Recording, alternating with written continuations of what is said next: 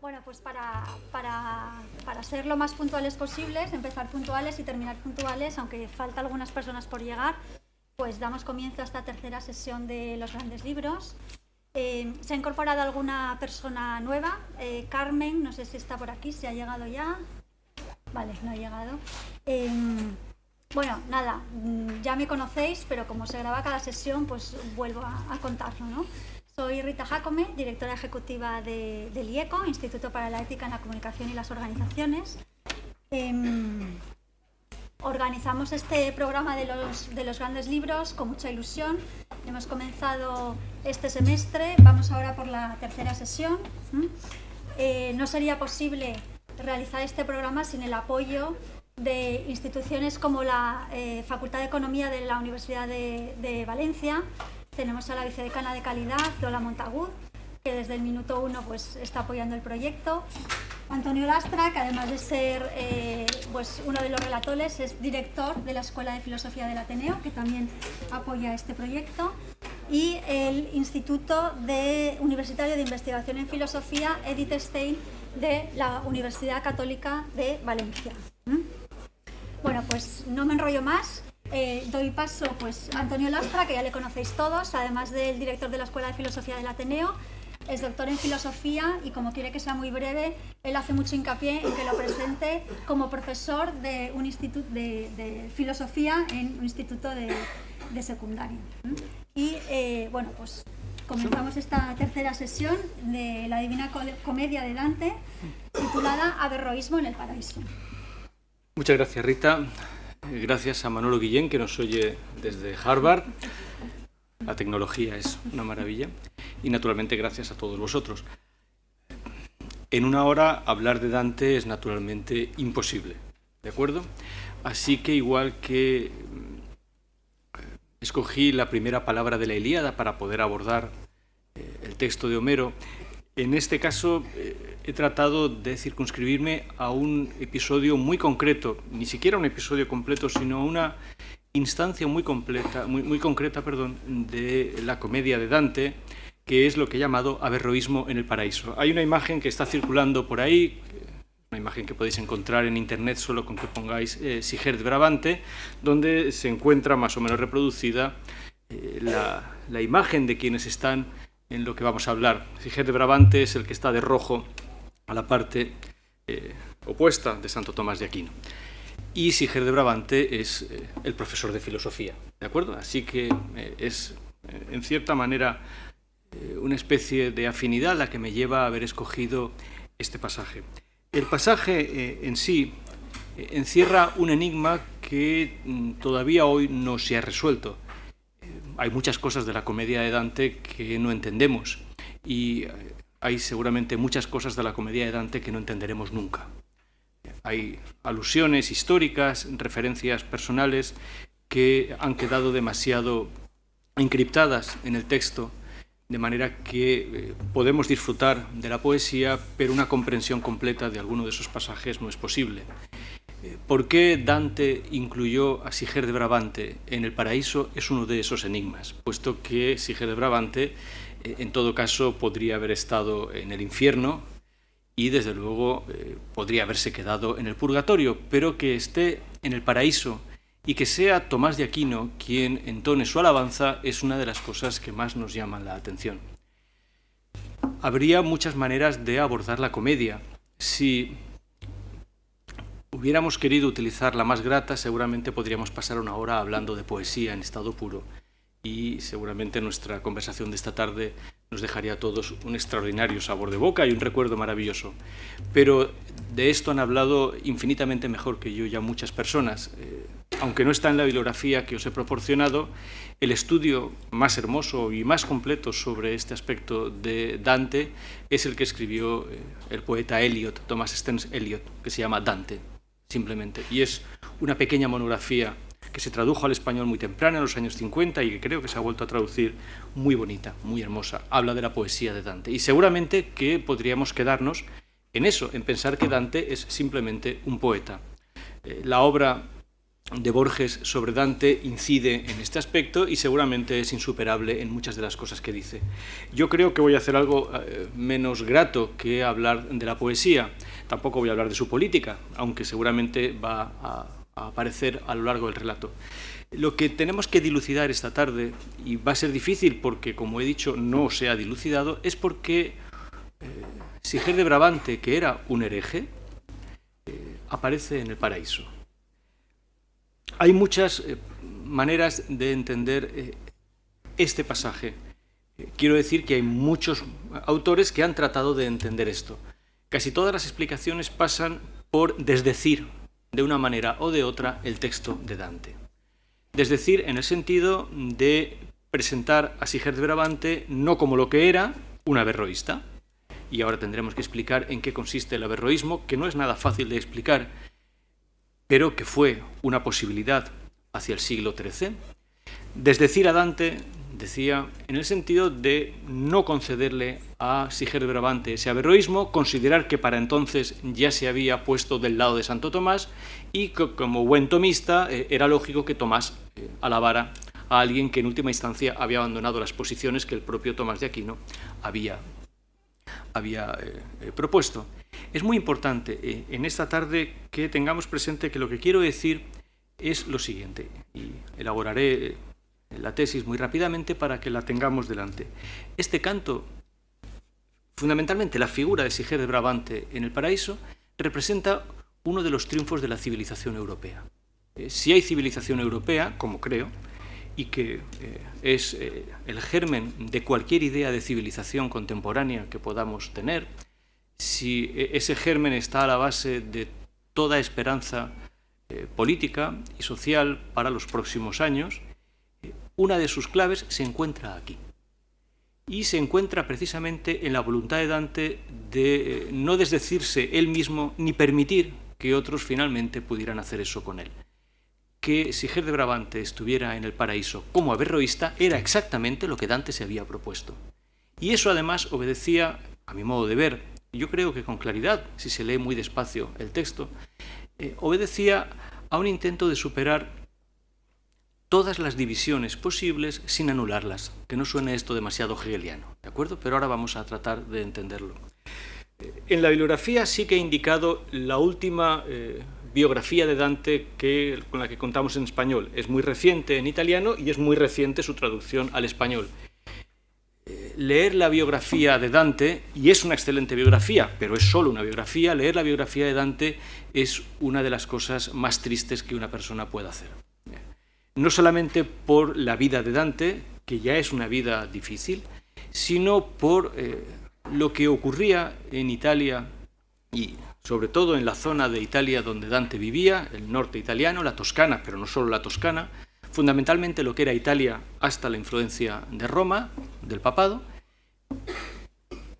Es algo que con toda su tristeza reobra sobre nosotros con un rayo de luz en la medida en que hemos dejado de resolver los problemas como lo resolvían entonces, que era sistemáticamente por la venganza y la matanza indiscriminada. Sant'Agata enumera algunas de las formas con las que se eliminaban unos a otros y, bien, es mucho más agradable pensar que en última instancia nosotros hemos llegado a la conclusión de que nuestras diferencias, por irreductibles que sean e incluso por violentas que puedan llegar a aparecer, siempre se dirimen, en lugar de descuartizando al enemigo, votando en una urna de cristal. De tal manera que, en cierto modo, algunas de las cuestiones que seguramente habrían podido ensombrecernos quedan despejadas por el hecho de que ya no resolvemos las cuestiones así. Es imposible tratar de tener una idea clara en la cabeza de las múltiples alianzas y divisiones que Dante contrajo y abandonó a lo largo de su vida, las familias con las que estuvo, las alianzas que mantuvo, sus adhesiones y lealtades. Fundamentalmente fue un hombre que tenía algunas ideas claras, pero militó en bandos opuestos a lo largo de toda su vida. Todo esto seguramente está a la base, esta inmensa división, hasta que al final, si nos preguntaran de bote pronto, ¿Dante era gibelino güelfo, güelfo blanco, güelfo negro, era florentino, estaba a favor de la familia de los Malaspina, más bien era veronés, estaba a favor del Papa o prefería el imperio, y si prefería el imperio, ¿a qué emperador hacía referencia? Todo esto seguramente va desapareciendo y requeriría una erudición histórica que yo creo que, salvo que uno se haya convertido en un especialista en el siglo XIII y XIV italianos, no merece la pena albergar. Bastaría con volver a la bibliografía y consultar el aspecto que en ese momento necesitemos. Para nosotros, seguramente, eso carece de valor. Pero todo eso está a la base de las muchísimas contradicciones con las que Dante tuvo realmente que aprender a vivir y con las que propuso una especie de solución. Vamos a ver hasta qué punto esa solución es en sí misma una tensión y no una relajación. Voy a proponer una fecha importante para algunas de las cosas que vamos a decir. Dos fechas, en realidad, una de ellas la más importante, 1270-1277. Para entonces Dante era un muchacho, pero lo que ocurre fundamentalmente en París en 1270 y sobre todo en 1277 es clave para entender el final de la Edad Media y la aparición de la Edad Moderna, y la situación del propio Dante en la Edad Moderna. Debemos decir que Siger de Brabante debe en parte su supervivencia a la mención en el paraíso. Si Dante no hubiera mencionado su nombre, probablemente ni siquiera hubiera habido eruditos que se hubieran dedicado a buscar sus obras, la mayor parte de las cuales no las tenemos, a naturalmente editarlas con rigor, aunque hoy todavía no sabemos cuántas obras de Siger de Brabante podemos atribuirle realmente a Siger de Brabante. Todo esto se debe fundamentalmente a Dante. ¿Qué ocurre en 1277? Fundamentalmente en 1277, que repite lo que había pasado en 1270. Lo que ocurre es que a Europa había empezado a llegar la obra de la filosofía. Durante la Edad Media es muy larga, pero durante la Edad Media, fundamentalmente desde que Casiodoro, el discípulo de Boecio está citado junto a Siger de Brabante en este canto, pero desde finales del siglo VI, Boecio muere hacia el año 500 y pico, desde que su discípulo Casiodoro funda el primer monasterio y decide llevarse allí las bibliotecas que habían quedado, hasta finales del siglo XIII, 1270, la filosofía griega, fundamentalmente la filosofía griega, y su reflejo en el pensamiento latino, había ido quedando completamente desdibujada. Hay algunos datos que son importantes. La obra de Platón solamente se conocía por el Timeo. No quedaba ningún otro diálogo de Platón disponible. Y quien aparece con una relativa fuerza a partir de este momento es un tal Aristóteles. Y la obra de Aristóteles aparece en Europa con una novedad extraordinaria. Esto sería un capítulo de historia de la filosofía que podría interesar únicamente a historiadores de la filosofía si no fuera porque la aparición de Aristóteles cambia radicalmente las cosas en Europa. Las cambia de muchas maneras. Las cambia en un terreno político.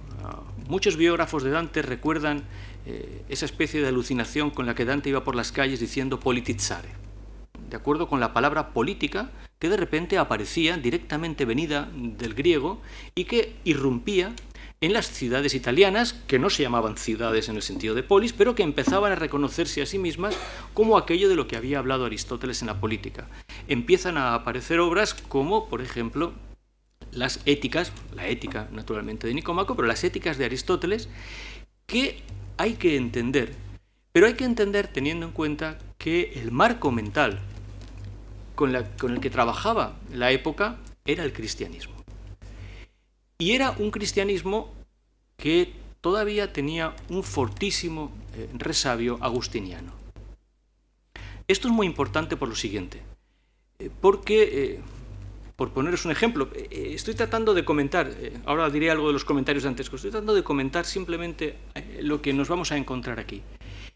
Pensad que cuando algo así como la metafísica de Aristóteles llega a Occidente, lo que se encuentran, conforme empieza a poderse leer el griego, recordemos que Tomás de Aquino nunca leyó griego y por tanto necesitaba de traductores, y la obra de Guillermo de Moerbeke es esencial. Pero cuando abrimos la metafísica de Aristóteles nos encontramos con una frase de un sentido común apabullante, pero que causa problemas. Todo hombre desea por naturaleza saber. Así como empieza la metafísica de Aristóteles. Y cualquiera de nosotros hoy diría, bueno, en fin, estoy de acuerdo con que todos los hombres desean por naturaleza saber. La frase es más complicada, porque la idea que hay detrás de esa frase es que la naturaleza humana es fundamentalmente una naturaleza dispuesta al conocimiento y que, por tanto, entre lo que sea el ser humano y el conocimiento hay una afinidad, de tal manera que no puede haber entre nuestro deseo de conocimiento y la obtención del conocimiento barreras que impidan que esa naturaleza se lleve a cabo. En esa teleología aristotélica, llegar a saber forma parte de nuestro deseo de saber. Sería absurdo que todos los hombres desearan por naturaleza saber si entre el deseo de saber y la consecución del saber hubiera algo que impidiera que ese deseo se llevara a cabo. Pero es que había algo que impedía que ese deseo se llevara a cabo, porque el otro marco mental con el que Europa ha tenido que contar es la tradición, que no es una sola tradición, sino dos, pero que es una tradición que por motivos diversos se amalgama, y si queréis luego en la discusión veremos cómo no se amalgama nunca, pero que se amalgama, que es lo que podríamos llamar de una manera muy entre comillas y muy superficial judeocristianismo. ¿De acuerdo? Entre comillas porque yo jamás diría judeocristianismo, pero para entendernos, ¿de acuerdo? Yo no soy Steve Bannon, por tanto no necesito hablar de judeocristianismo, pero había un judaísmo que naturalmente se había cristalizado en el cristianismo, y ahí sí que había problemas a la hora de que el deseo natural de conocimiento pudiera llevarse a cabo sin algunas condiciones. Puesto que si por una parte teníamos la metafísica de Aristóteles como gran obra que condensaba todo el impulso intelectual de Grecia, el judeocristianismo, insisto, entre comillas, partía de un texto, la Biblia, en cuyo inicio, el Génesis, se nos hablaba de que el deseo de conocer había supuesto la expulsión del paraíso. El ser humano es expulsado del paraíso, si os acordáis, porque había comido del fruto del árbol del conocimiento. Además, hay una pequeña coda, ya sabéis que la redacción del Génesis es complicada, puesto que hay dos árboles en lugar de uno, pero no siempre se está diciendo con claridad que había dos, y lo que Dios teme es que si los hombres han comido del árbol del conocimiento del bien y del mal, quieran después comer del árbol de la vida y por tanto ser como dioses. Esto lleva a que Agustín, que es el primer gran sintetizador del cristianismo desde un punto de vista filosófico, interponga entre el deseo natural de conocimiento y la consecución del conocimiento un filtro en el sentido de que hay algunas cosas que el hombre tal vez no deba conocer, tal vez no pueda conocer, y que incluso si trata de conocerlas esté incurriendo en algo así como el pecado. La curiositas es algo que Agustín no ve con buenos ojos. Curiosidad, es la palabra con la que hoy traduciríamos curiositas, es la manera con la que se entiende este deseo natural del conocimiento.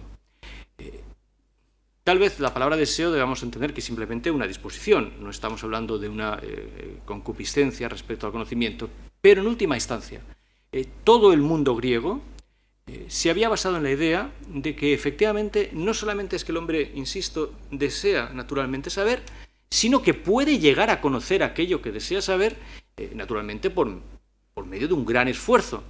Pero en sí mismo no hay ninguna condena, no hay ninguna prevención, ni mucho menos es un pecado que el hombre desee conocer algunas cosas.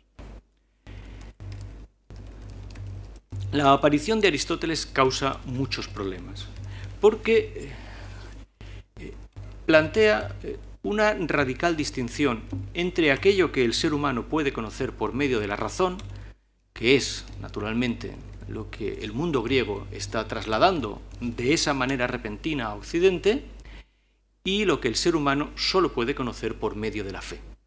Porque el judeocristianismo, y después el islam, averroísmo hace referencia a un filósofo árabe, Averroes, lo que el judeocristianismo y después el islam habían introducido era la doctrina de la revelación. La doctrina de la revelación se basa en la idea de que el ser humano no puede llegar a conocerlo todo, puesto que hay algunas cosas para las que está incapacitado, pese a que Dios ha hecho al ser humano racional, y tiene que ser ilustrado por Dios. A esa ilustración del hombre se le llama revelación. La revelación está en un libro y en última instancia en algunas cosas hay que creer únicamente por medio de la fe. La discusión entre la fe y la razón está a la base de lo que ocurre en 1277, cuando el obispo de París, Esteban Dampierre, condena las proposiciones aristotélicas y establece un debate de muy largo alcance, tan de largo alcance que es decisivo en lo que llamaríamos la historia universal. es un debate en la Universidad de París que tiene para nosotros formidables discusiones. Este año he tenido que hablar de esto en 2 ocasiones, una a propósito de Tomás de Aquino, otra a propósito de Maimónides. Por tanto, una desde un punto de vista cristiano, otra desde un punto de vista judío. Pero lo decisivo para nosotros en Occidente o en Europa es que, a pesar de las condenas del obispo de París, esto es, a pesar de que efectivamente en una primera instancia se condena el aristotelismo y se prohíbe la enseñanza de Aristóteles en las universidades, todo esto recula y finalmente se acaba aceptando la filosofía en el programa educativo europeo, aunque sea únicamente como sierva, anquila de la teología. Pero en última instancia se acaban aceptando las tesis tomistas. Tomás muere de camino a la posibilidad de ser juzgado, pero al final lo que propone es lo que se acaba aceptando. Esto es, si alguien quiere llegar a la teología, tiene que pasar por la filosofía. Esta inclusión final de la filosofía, después de discusiones fortísimas en el programa de educación europeo, es el rasgo decisivo de Occidente. Eso no ocurre en el mundo islámico y no ocurre en el mundo judío. En el mundo islámico y en el mundo judío, la recepción de la filosofía queda truncada después de Averroes y después de Maimónides. En el mundo islámico no ha habido recuperación. El mundo islámico sigue pendiente de una ilustración. La ilustración es el nombre que damos a la resolución en el siglo XVIII de todas estas viejas cuestiones. Kant todavía tiene que escribir una monografía que se llama La disputa entre las facultades, la contienda entre las facultades de filosofía y de teología. Pero en el mundo islámico no hubo ilustración, no ha habido ilustración, y en el mundo judío esa ilustración ha tenido que marcarse de varias maneras. Hubo una incipiente ilustración en el siglo XVIII, al hilo mismo de la ilustración kantiana, y hubo o ha habido una gran corriente filosófica en el siglo XX. Pero debo decir que la mayor parte de los pensadores judíos sigue pensando que el paradigma es más bien la revelación que la razón. En Occidente, salvo el tomismo militante, y naturalmente salvo el hecho de que la Iglesia Católica no ha desaparecido, las posiciones filosóficas son las que han acabado prevaleciendo. En la Universidad de Valencia no hay ninguna facultad de teología. Y seguramente el hecho de que no haya una facultad de teología indica que las posiciones tomistas tenían una carga de fondo muy grande. Así que casi le podríamos dar la vuelta a lo que está ocurriendo en el paraíso. Recordad que la imagen judeocristiana es la expulsión de paraíso cuando alguien ha querido conocer.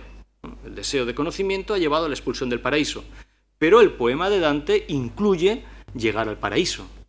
No es todavía el paraíso recobrado, paraíso perdido y luego recobrado de Milton en el mundo protestante. Milton, en muchos aspectos, rehará la gesta dantesca de tratar de recuperar el paraíso. Pero este es otro tema y seguramente el motivo para otra conferencia de grandes libros, lo que ocurre con Milton y sus paraísos.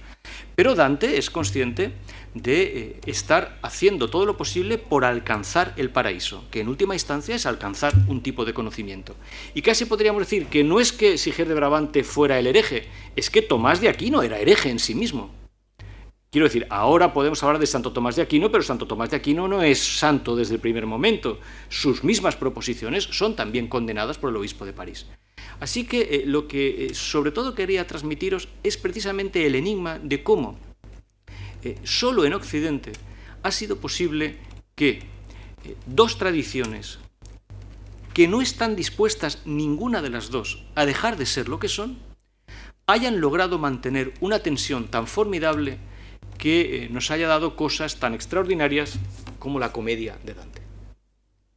Que además Dante llame a esto comedia y no tragedia, teniendo en cuenta que el análisis aristotélico de la comedia es lo único que no hemos recuperado, entre otras cosas, pero es lo único que realmente echamos en falta en el corpus aristotélico, porque la poética es incompleta, es toda una señal de los tiempos. Esto no es una tragedia. El siguiente gran autor que podríamos incorporar al canon de los grandes libros, pasando por el filtro de Chaucer, será seguramente Shakespeare. Y Tomás Baviera está aquí con nosotros. Shakespeare no está hablando en términos de comedia. Shakespeare tiene que pasar por el filtro extraordinario de las tragedias para después llegar a los romances. Pero esta es la cosa de Shakespeare, y Tomás Baviera hablará largo y tendido de ello en la próxima sesión. Pero aquí tenemos un triunfo. Este libro mismo es el resultado de una tensión deliberada que no deje de ser tensión. Esta es la gran cuestión que tenemos que decir aquí. Además, me gustaría añadir algo. Esto lo explica muy bien Eliot.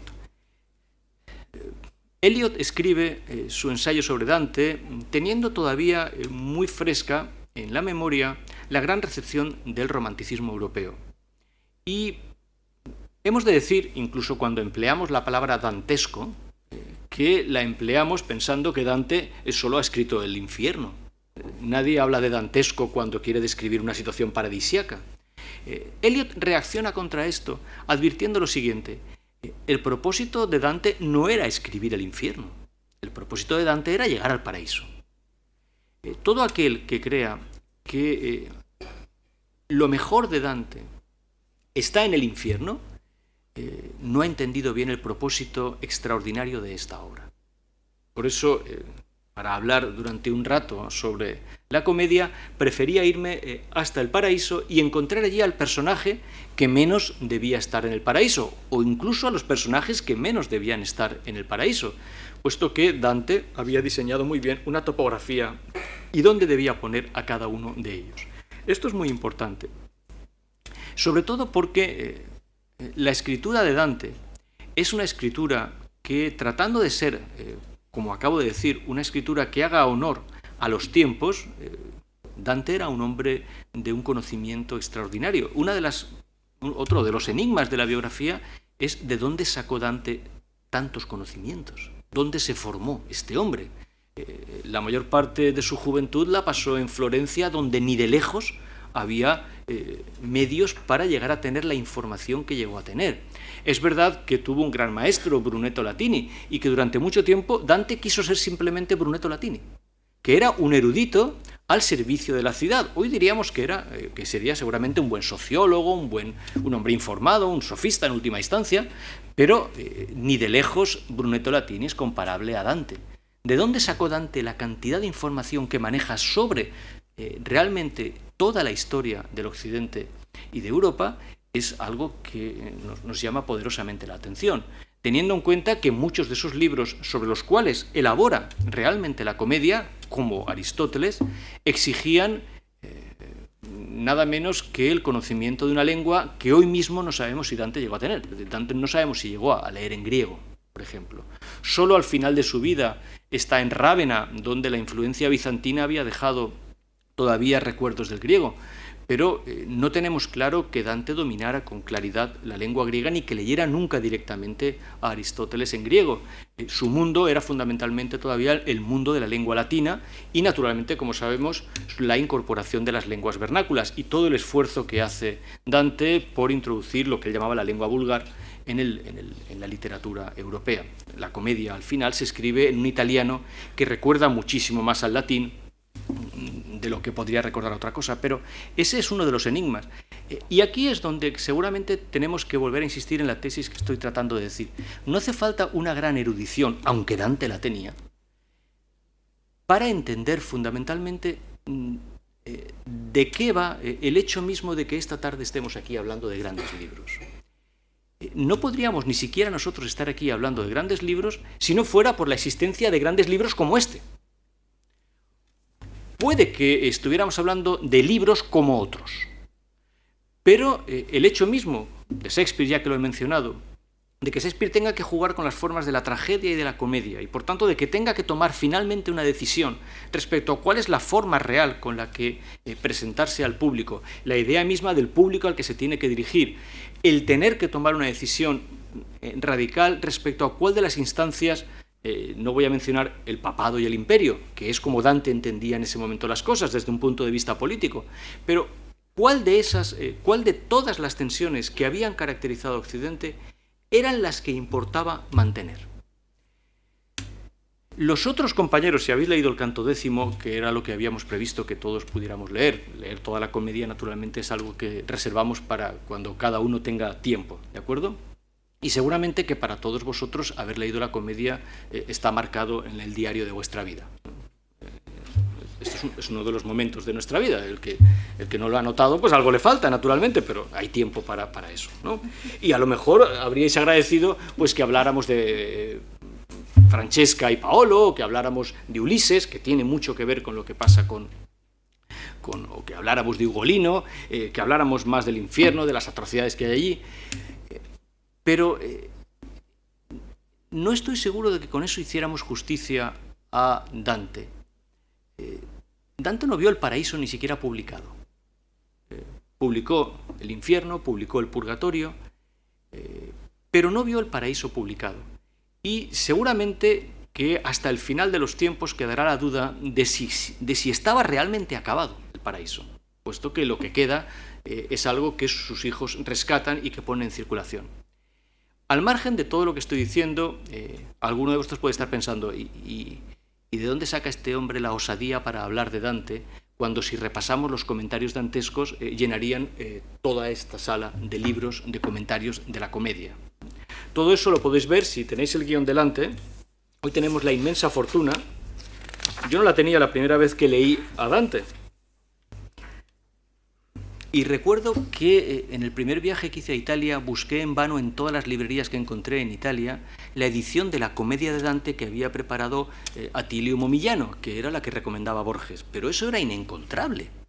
Hoy, en la Universidad de Dartmouth, lo tenéis ahí, existe el Dartmouth Dante Project, que ha reunido en versión digital, ha digitalizado todos los comentarios dantescos desde el que hizo el hijo de Dante, Jacopo, a poco de la muerte de Dante, hasta nuestros días. Esto significa que tenemos cada verso de Dante con todos los comentarios que se han hecho desde el año 1300 y pico. Os confieso que no he leído todos los comentarios de Dante. No lo he hecho. He leído el de Momigliano. Una vez que encontré que estaba ahí, pues cumplí una vieja promesa y me he leído todo lo que dice Momigliano. Pero vamos a ver lo que dice Momigliano de este pasaje.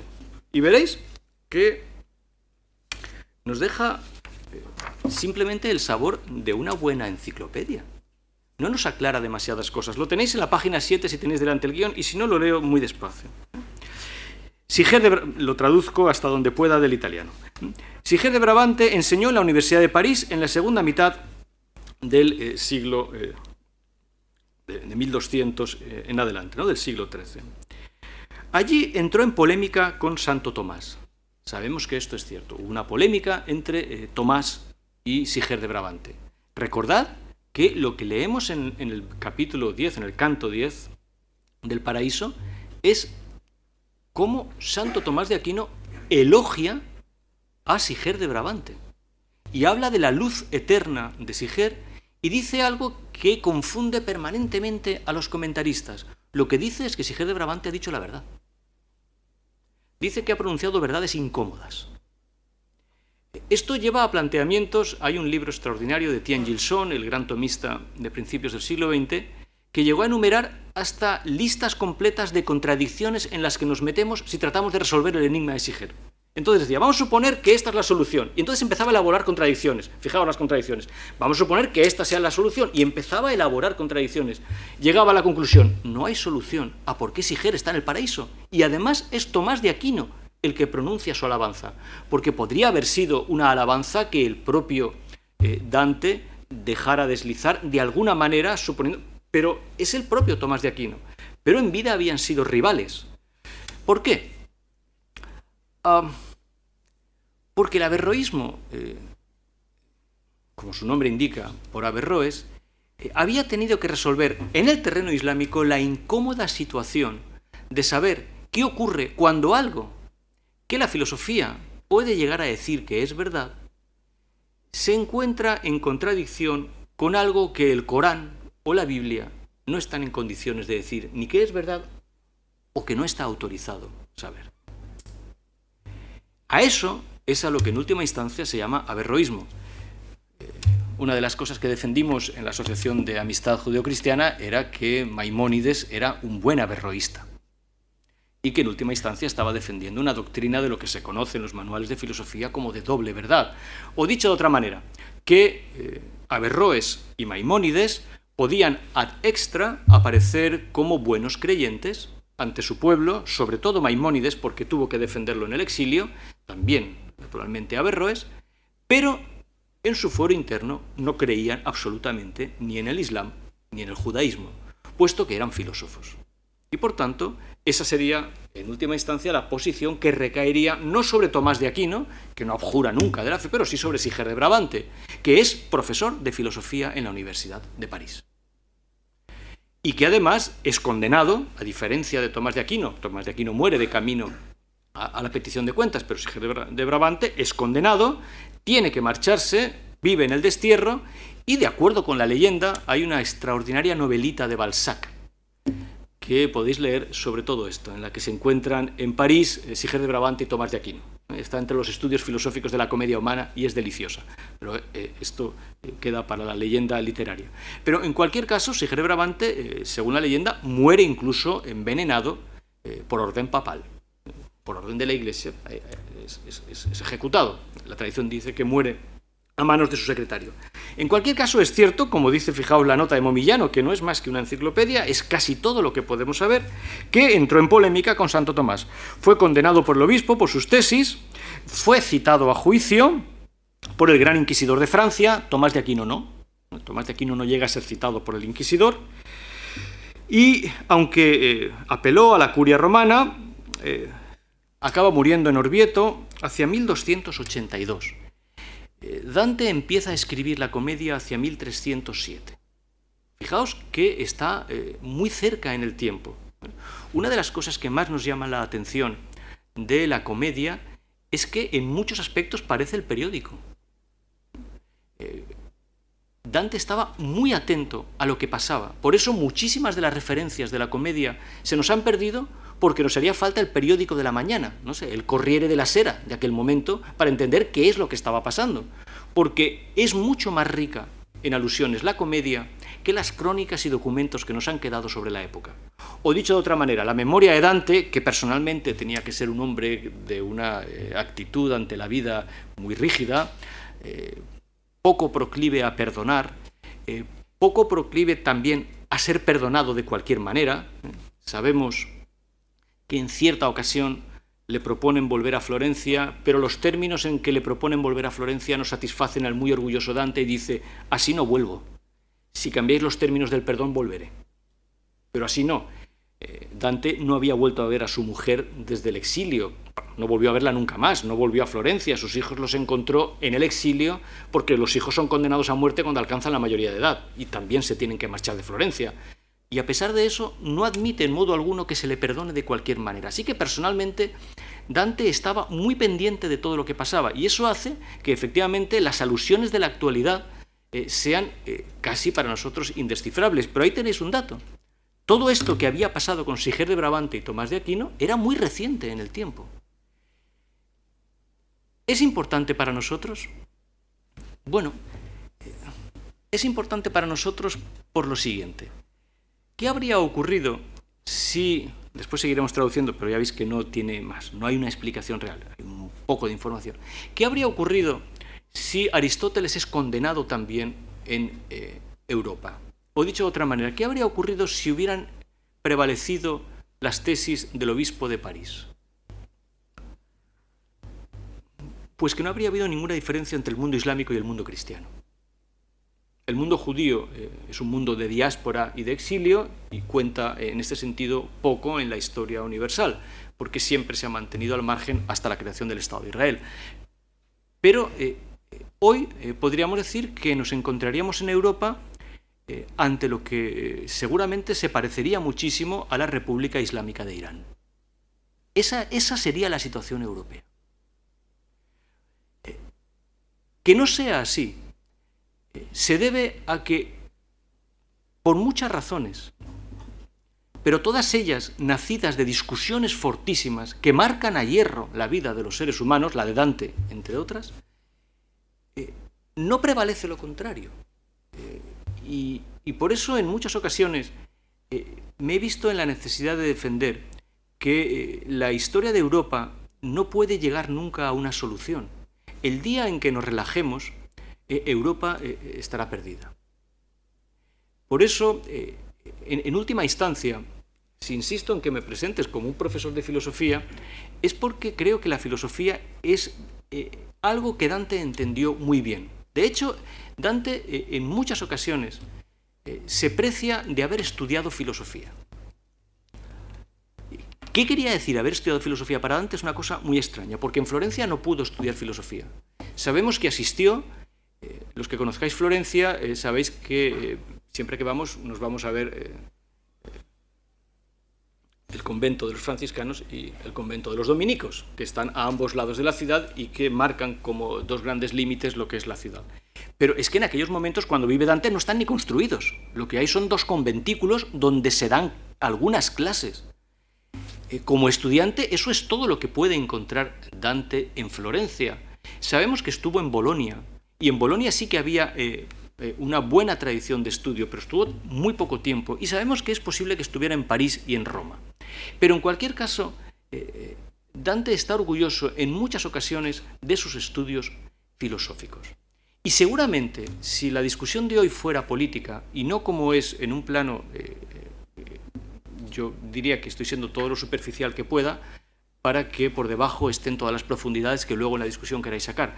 Pero si fuéramos directamente a la política y en lugar de la comedia hubiéramos elegido la monarquía, que no es ni de lejos uno de los grandes libros, pero que es un libro de Dante muy importante, si viéramos la monarquía, veríamos que es uno de los libros más extraños de Dante. Porque Dante, que había empezado su vida como defensor de las tesis del Papa, era güelfo, acaba defendiendo el imperio. Y en última instancia lo que acaba defendiendo es que la vitalidad de Europa depende de que ni el imperio ni el papado prevalezcan. Este es el lenguaje de la época. ¿Cuál sería el lenguaje de nuestra época? El lenguaje de nuestra época yo lo representaría de la siguiente manera, y ha sido el hilo conductor de muchísimas cosas que hemos estado haciendo, y yo creo que en el fondo es el alma de la escuela de filosofía que llevamos adelante. Creo que es precisamente el hecho de que la sociedad contemporánea mantenga la filosofía entre sus presupuestos. Lo cual es extraño, porque, y esa es una de las razones por las cuales realmente hemos fundado una escuela de filosofía, porque ¿cómo se puede hacer filosofía en Occidente? Pensad que esa era la discusión precisamente que tenía lugar en el siglo XIII respecto a las universidades, porque todo lo que pasa con Aristóteles no deja de ser en el fondo un asunto universitario. ¿Dónde se podía recibir, estudiar y enseñar a Aristóteles? ¿Desde dónde se podía dispersar la influencia? Desde las universidades. Pero ¿de quién eran las universidades? Un buen estudio de cómo nacen las universidades nos daría la clave de cómo la vida del espíritu es siempre una vida de resistencia. Las universidades que nacen siempre al lado de las catedrales comprenden muy rápidamente que si solamente tienen una dependencia, la Iglesia, están perdidas. Y la creación de la autonomía universitaria no es más que un delicadísimo equilibrio entre el hecho de que las universidades pudieran decidir siempre quién iba a ser su patrón, si la Iglesia o el imperio. De tal manera que las universidades oscilan para mantener un terreno donde se puedan llevar a cabo las investigaciones que sean precisas. En el mundo contemporáneo, esa libertad, esa capacidad para recibir a Aristóteles, vamos a decirlo con el lenguaje de la época, es lo que nosotros llamaríamos filosofía. En el fondo, lo que Aristóteles representó era una cosa que siempre ha sido extraña en el mundo. Fue extraña ya para los griegos, fue extraña para los romanos, y fue extraña para los judíos, para los cristianos y para los musulmanes, la filosofía. Cuando digo que fue extraña para los griegos, me refiero a que no hay que olvidar nunca que la filosofía acaba ajusticiada en Atenas. La propia sociedad ateniense no reconoce finalmente lo que es la filosofía. Así que el mantenimiento de la filosofía es una de las posibilidades reales, pero la filosofía hoy, ¿dónde es posible? Fijaos bien, la idea es esta. Dante al final está propugnando que en el paraíso pueda estar Siger de Brabante, que es el filósofo puro. Es el filósofo que en última instancia no reconoce la fe. No reniega de la fe, pero no reconoce la fe. Esto es, dice, mi trabajo acaba donde yo puedo llegar con la razón. Hasta donde sabemos de Siger de Brabante, tuvo que ser eso.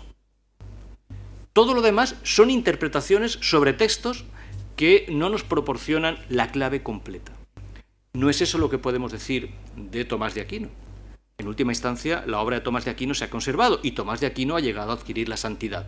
Y el tomismo es la doctrina oficial de la Iglesia Católica desde el siglo XIV. Por tanto, es prácticamente la manera de entender el catolicismo. En nuestros días, la tesitura es siempre la que tenemos allí. Si la filosofía solo es posible al amparo del Estado, entonces tenemos un problema muy serio. La filosofía tiene que ser la misma actividad libre y pura que Siger de Brabante representaba para Dante. Allí donde se encuentre. Por tanto, por todos los medios, que Siger de Brabante en el canto 10º de la comedia del Paraíso esté ahí, representa para nosotros una exigencia. La exigencia de que eso que Dante hizo posible, que Siger de Brabante no fuera condenado ni al olvido ni al infierno. Entonces, insisto en esto, Siger de Brabante existe gracias a que Dante lo menciona, porque había quedado naturalmente relegado en el curso de los acontecimientos. La aparición de Siger de Brabante como el filósofo puro es para nosotros, a través de los siglos, una exigencia. Tiene que haber la posibilidad de una filosofía pura. Y una filosofía pura quiere decir una filosofía radical e intransigente. Estas palabras asustan, pero lo que queremos decir con radical, intransigente y pura es una filosofía lo suficientemente libre e independiente como para que pueda llevar adelante sus investigaciones sin que nadie se interponga en el camino de esas investigaciones. ¿Qué es lo que hay al otro lado? Al otro lado podemos poner lo que nosotros queramos. Pero hemos de preguntarnos si estamos en condiciones de hacer algo tan libre como Dante representa en el paraíso al que ha llegado. Pensad que en el canto 10º es el canto en el que Dante llega incluso a olvidarse de Beatriz. Una tendencia muy fuerte de los estudiosos de Dante es considerarlo fundamentalmente una especie de nuevo teólogo que ha sustituido a Dios por Beatriz o que ha elevado el culto a Beatriz a una nueva religión, o una religión poética. Pero solo en el canto 10º del Paraíso, Dante llega a decir, se me olvidó hasta Beatriz. Con lo que estaba viendo, estamos en el cuarto cielo, pero estamos viendo esa correlación de fuerzas que, aunque leamos muy deprisa, o en una mala traducción, esta última traducción no se puede traducir a Dante en verso y querer conservar todo el sentido. Es mucho más honesto decir, no puedo competir con Dante en el terreno de la poesía, traduzco en prosa y no me dejo nada de lo que dice Dante. Y el que quiera poesía, que aprenda italiano. Esta sería seguramente la forma más... Este hombre quiere traducir en verso y por el camino se le caen un montón de cosas. Bueno, ha tenido la decencia de ponerle italiano debajo, no está mal. Así uno puede mirar y de vez en cuando darse cuenta de que algunas cosas se las ha dejado. Pero leyendo incluso en una traducción deficitaria, el canto 10º es Platón. Es los ecos del Timeo y es los ecos de la vieja idea del sol y del bien. Por tanto, la filosofía está tan incrustada en el canto 10º del Paraíso que desincrustarla es imposible. ¿Estamos nosotros en condiciones de garantizar qué institución puede hablar de la filosofía con la absoluta libertad con la que Tomás habla de Siger de Brabante? ¿Estamos en condiciones de creer que el Estado en nuestras vidas puede darle a la filosofía la libertad con la que Tomás de Aquino reconoce a Siger? Esta es una reflexión que nosotros debemos hacer. Porque es muy importante que nos demos cuenta que lo que realmente ha hecho que Occidente sea lo que es la filosofía. Como instancia intermedia entre todas las posiciones de poder que han querido prevalecer. Dante durante muchos años no es más que un partisano y un hombre de partido radical, solo que al final acaba luchando en todos los partidos. Y no le satisface eso. Por eso, en el libro que he mencionado, La monarquía, su solución para el imperio no contentó ni a los favorables al imperio.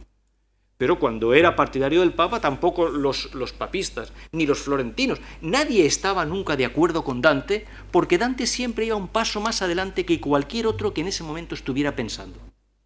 También en el terreno de la poesía. Petrarca es imposible de entender sin Dante.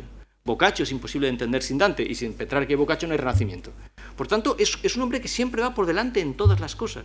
Pero ir por delante en todas las cosas significa que ha visto mucho en todas las cosas. Ha visto bien. Ha visto, por ejemplo, que el paraíso tenía que ser recobrado. Lo ve antes que Milton.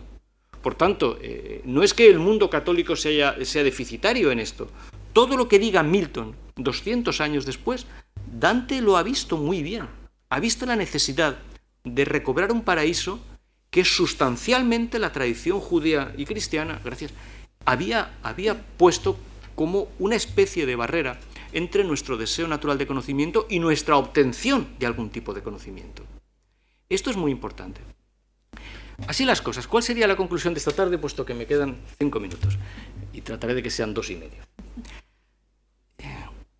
Bueno, ¿cuál es el propósito de los grandes libros? Si hacemos caso a las encuestas que os pasa Rita religiosamente y por tanto a las preocupaciones que manifestáis en ellas, seguramente esta tarde no he dicho nada de lo que os preocupa, pero solo superficialmente. En la realidad, sí. Porque si hacemos un ciclo de grandes libros, insisto, no es para reafirmar nada que ya sepamos. Un ciclo de grandes libros es un ciclo que tiene que devolvernos a los momentos especialmente activos de la vida del espíritu. Esto es, aquellos en los que la vida del espíritu se ha puesto a juego hasta las últimas consecuencias. Con esta perspectiva no hay tantos grandes libros. Podemos hacer un ciclo con 100 libros, pero a mi modo de ver hay 4 o 5. La comedia de Dante es uno de ellos. Con toda la seguridad, con toda la perfección con la que está pensada, la extraordinaria pulcritud métrica con la que este libro se ha llevado a cabo, el hecho de que al final no haya quedado nada fuera de este libro. No hay nada que un hombre de 1265 a 1321 pudiera llegar a conocer que Dante no haya incluido en esta inmensa enciclopedia. Creo que el lenguaje sería un big data. Está todo aquí. Desde el periódico de la mañana hasta las obras de Aristóteles. Pero con la idea de que tiene que haber una instancia radical e intransigente de libertad.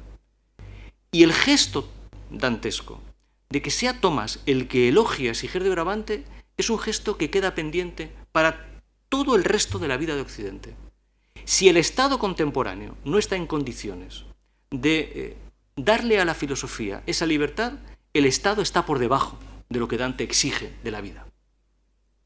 Si las demás instituciones que queramos poner, cualesquiera que sean, no están en condiciones de permitir esa actividad aristotélica, el hombre desea por naturaleza saber. Luego, por tanto, ¿cuál es la exigencia? No traiciones la naturaleza humana. No vayas en contra de la naturaleza humana.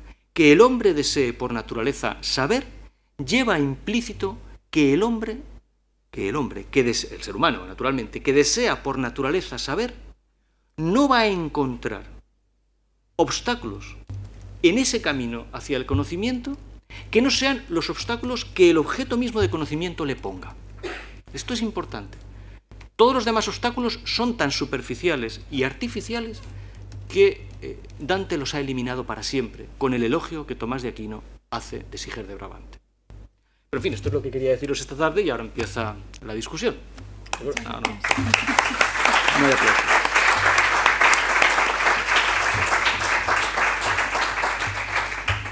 Bueno, pues si queréis ahora empezamos el turno de preguntas.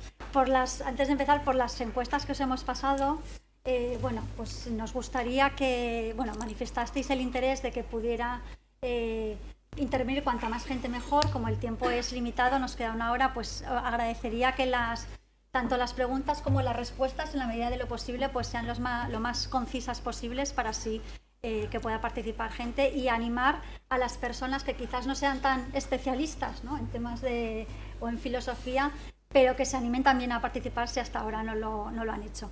Y recordaros, si queréis, bueno, está siendo grabada la sesión, que al preguntar digáis vuestro nombre y, quiénes sois. Vale, pues por ahí, ¿no? Decías tú. ¿Hay micrófonos Pues para empezamos. la mesa pequeña? Sí. ¿Hay micrófonos, digo, para la mesa pequeña? No hay.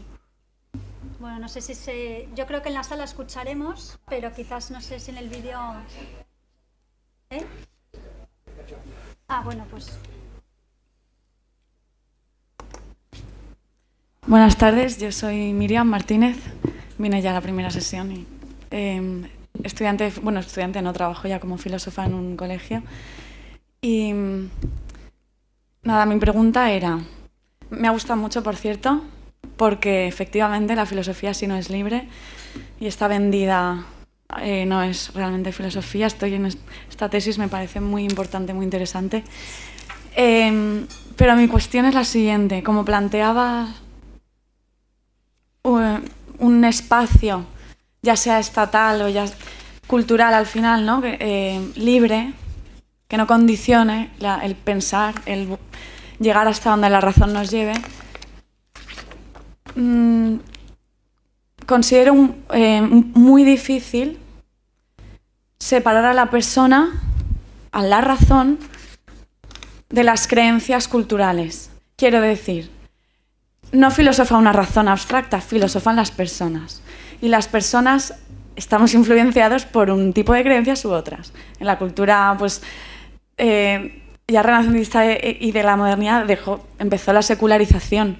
El cristianismo seguía vigente, entonces el pensamiento estaba muy involucrado en la visión teológica y la fe. Pero actualmente, aunque no sea la Iglesia, sino es el Estado laico el que impera, hay otras creencias, si no son religiosas, es otro tipo de cultura la que se vende, y entonces es otro tipo de personas que recibe es educada en una forma de pensar, por ejemplo, materialista, que eso parte también de una creencia. Al final, todo conocimiento empieza en fundamentos no demostrables. Quiero decir, el materialismo se puede demostrar, que solo hay materia, se puede refutar y demostrar, ¿no?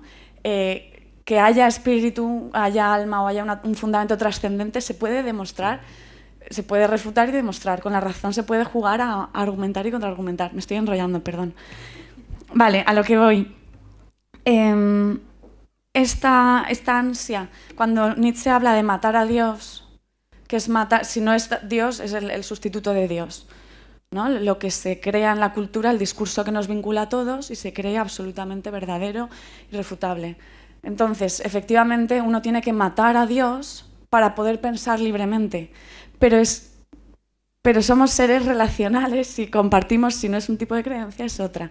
Entonces, una filosofía libre, que el Estado nos dé libertad porque ya no es religioso, significa una filosofía sin referencia, que no parta de ninguna creencia.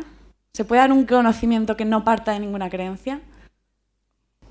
Bueno, eso es la filosofía, sí.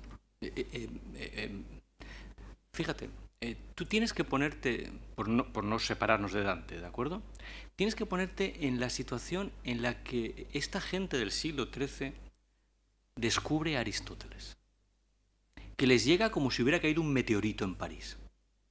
Porque de Aristóteles nadie sabía absolutamente nada. Es decir, quedaban recuerdos, pero de repente empiezan a llegar unos libros que primero estaban en griego. Ahí es la tarea, un trabajo formidable de historia de la filosofía, es pasar un buen rato de tu vida en la biblioteca cogiendo las traducciones de Guillermo de Moerbeke del griego al latín. Palabra por palabra. Uno crece ese día, ¿eh? Y ese día descubres que no eres ni de aquí, ni de allá, ni esto, ni lo otro. Estás absolutamente libre. Como debió de estar Guillermo de Moerbeke, que por cierto era chipriota, si no recuerdo mal, en cualquier caso no tenía una filiación ni una raíz, que estaba allí con un texto que entendía poco y que iba traduciendo al latín muy poco, palabra por palabra. In ultimitate literalitatis. Palabra por palabra. Y ese gesto es formidable. Eso tienes que preguntarte, bueno, ¿y cuáles eran las referencias de Guillermo de Moerbeke? Y Guillermo de Moerbeke te había dicho, ¿y a mí qué más me da las referencias? descubro aquí una cosa extraordinaria, que no tiene referencias. Usted es que salgo a la calle de París y con Aristóteles no llego ni a la panadería. Pero prefiero a Aristóteles a la panadería. Y mira que el pan de París es bueno. No tengo referencias, ya no estoy en ninguna parte. ¿Dónde estoy? Estoy analizando esta frase: el hombre desea por naturaleza saber. ¿Qué pasa con el Génesis? ¿Y qué pasa con la vieja prohibición de saber? ¿Y qué pasa con la expulsión del paraíso? Probablemente no hubo un tipo más relacionado en su vida que Dante Alighieri. Hay 30 páginas de genealogía de las familias italianas. Ni El Padrino. ¿Qué es eso, eh? Son vendetas una tras otra. En última instancia, Dante dice: me da igual todo este mundo de familias, de primos, de hermanos, de condottieri, que... me da igual. Aquí estoy. Tomás de Aquino y Siger de Brabante. Eso es la filosofía. Y el que no está dispuesto a eso, pues entonces que sepa que puede ser otras cosas, y son cosas extraordinarias. Puede ser sociólogo, puede ser contertulio en la emisora de radio de su pueblo, puede ser muchas cosas, periodista incluso. ¿Pero por qué filosofía? La filosofía es otra cosa. El filósofo contempla estrellas que se desplazan lentamente. Esto es la filosofía. Esto es la filosofía desde Grecia. Pues te digo, es que ni los griegos consideraron que eso fuera griego. Esto lo hemos dicho muchas veces. La pregunta de Nietzsche yo la he repetido hasta la saciedad. Var Sócrates überhaupt ein Grieche. ¿Era Sócrates griego? No. ¿Era filósofo? Sí. Esta diferencia... Ahora, ¿dónde estaba Sócrates? Bueno, en Atenas. Sí, es verdad. ¿Y con quién tenía que hablar? Con atenienses. Es verdad. Pero Sócrates, ¿podríamos decir que se agotó hablando con atenienses? ¿Los diálogos de Platón se agotan en lo que pasaba en el ágora de Atenas? No. Este es el punto. Todo lo demás es relación. Pero la filosofía no. La cuestión está en saber si los mundos sucesivos permiten la vivencia de la filosofía. Esto es... Personalmente, es a lo que he dedicado mi vida. No soy un experto en Dante, ni en Homero, ¿de acuerdo? Aprovecho estas cuestiones para enfrentarme a cuestiones relevantes, pero lo que me interesa es la filosofía. ¿Cuál? ¿Eso lo hace la filosofía? Lo que conocemos de Aristóteles es la mitad de lo que conocemos. Pero si hubiera sido la antropología y las éticas concretas, eso no nos habría dado a Tomás de Aquino elogiando a Siger de Brabante. Con seguridad. Porque eso simplemente habría parecido algo que interesaba a los griegos. Y nos habría parecido un documento propio de los griegos. Pero no es eso lo que hace que la filosofía tenga esa potencia, ¿verdad? No es eso. Si no, la filosofía sería eso, antropología, sociología... estas cosas, ¿no? Pero no lo que es. Lo que verdaderamente inspiró a Dante no pudo ser la antropología concreta de Aristóteles, que le traía sin cuidado, entre otras razones porque Grecia había desaparecido. Y por tanto esa antropología concreta no tenía aplicación. Era otra cosa. Si quieres, lo que los medievales aprendieron a llamar los trascendentales. Y sin esos trascendentales... realmente lo que nos encontraríamos es un mundo cerrado en sí mismo y no transmisible. Lo que Dante ha descubierto es la esencia misma de la cultura, que vive justo cuando salimos de todas las referencias posibles. Esa es la paradoja de la cultura. ¿Hay alguien más florentino que Dante? No. Dante seguramente nunca se quitó de la cabeza lo que había visto en el baptisterio de Florencia. Nunca. Nunca. El suelo del baptisterio, las paredes del baptisterio. Yo tuve la ocasión de quedarme a solas en el baptisterio de Florencia. Fue una suerte de mi vida. Me quedé a solas. Como decía Woody Allen, lo único importante en la vida es la suerte. Pues tuve esa suerte. Y me quedé una hora encerrado. Lo cierto es que me quedé encerrado. Y dije, esta es la mía. Muy bien. No llamé, no pedí socorro. Dije, hasta que alguien se acuerde que estoy aquí. Y si me sacan mañana por la mañana, mejor. ¿Y qué hice? Me puse a ver el suelo, las paredes, y dije, ahora entiendo a Dante. ¿Por qué? Porque estaba todo el cosmos allí. Todo el cosmos, metido en Florencia. Pero cuando realmente tiene que salir de allí, Dante vive en el exilio del mundo, realmente. En el exilio del mundo. Perdón, sí. Soy incapaz de detenerme. Sí. Ignacio Bell, yo soy una de esas cosas derivadas, porque soy periodista, eso que ha dicho usted, que incluso uno puede llegar a ser, aunque no sea filósofo. Pues yo soy periodista. Que es la tercera vez que te oigo, Antonio, y cada vez mi admiración es mayor.